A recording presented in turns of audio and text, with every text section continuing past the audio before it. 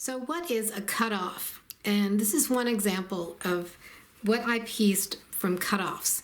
This is 80.5 inches long, and this measures, I believe, about 7.5 inches. And this one measures 9 inches, and it's also 80.5 inches long because these will make our vertical rows.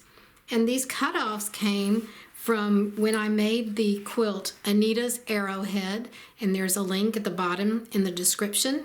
So let me show you a clip from Anita's Arrowhead that shows how I got these cutoffs. So I'm just using a square up ruler and going close to the 8 inches, but not totally the 8 inches yet, because I'm going to trim off these two pieces first, these two sides. So this is what I have left.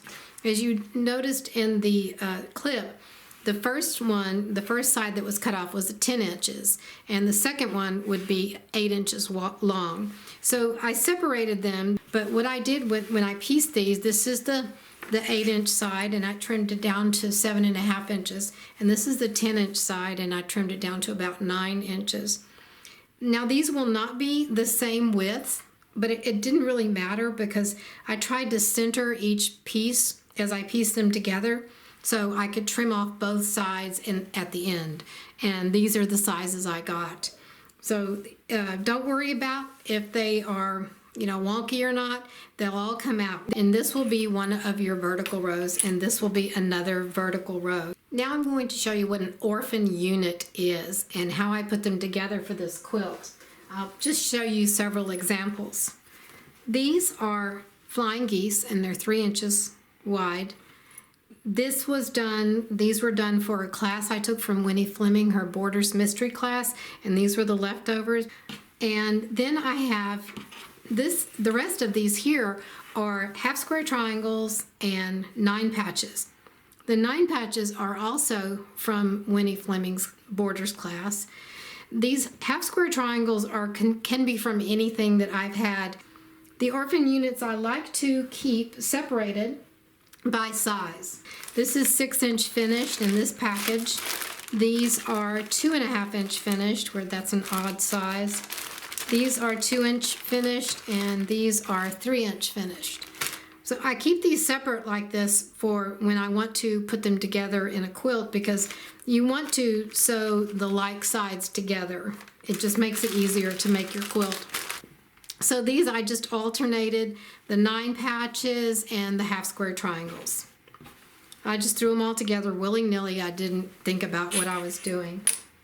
The next one, now these are all bigger sized. These are, I think, 4-inch finished half square triangles, and from any number of projects. And I just collect these and I sew them into half square triangles, and I put them in the bags that you saw. So this is all half square triangles, and it goes into the quilt as well. Now a lot of times if you work with jelly rolls and you cut 2-inch pieces of fabric, you'll have these little pieces left over on your strip sets.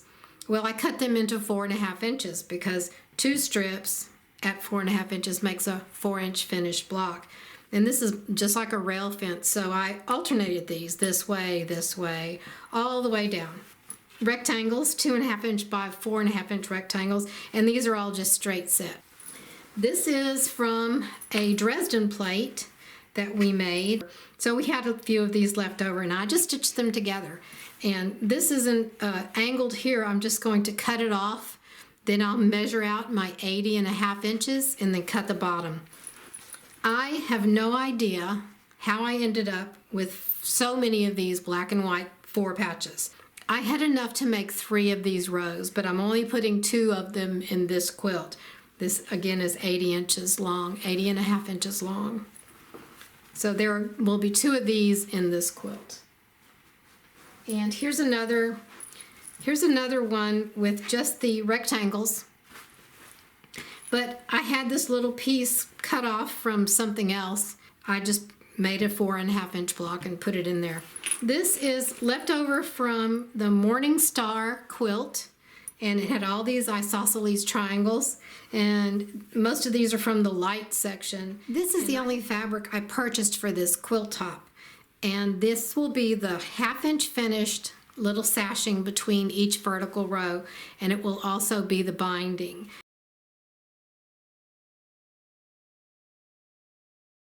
I'm going to show you a few things about when I put this together. I used a 1-inch cut vertical sashing, and I cut it along the lengthwise grain because I like the stability of the lengthwise grain. And I'll also cut the bindings the same way. I prefer to press my seams in one direction most of the time, and so if you press these seams in one direction, it completely covers up the back of it.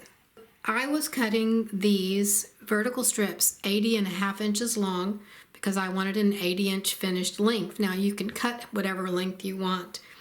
Most of my vertical rows were even. This is 4-inch, and most of them were 4 inches or 2 inches. This one was 3 inches. So you can't divide an odd number into an even number and without having leftovers. So I just had a little piece of scrap laying around, and I just sewed it on there and cut it off at the 80.5 inches long. But anyway, it doesn't really matter because we're just using up scraps. And then the same thing here with the Dresden plate. I just chopped it off.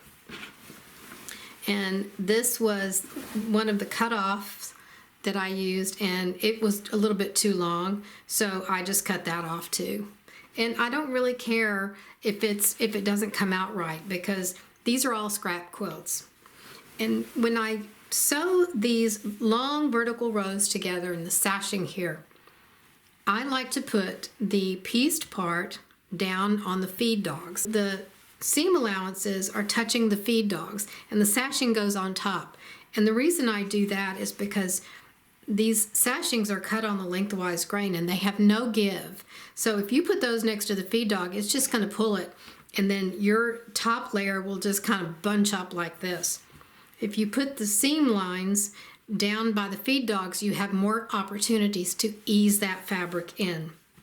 So I cut my each vertical row to 80.5, and I cut each vertical sashing to 80.5, and then I stitched them on and I pressed. I hope you can make one of these quilts for yourself, or 2 or 3, and thank you for watching.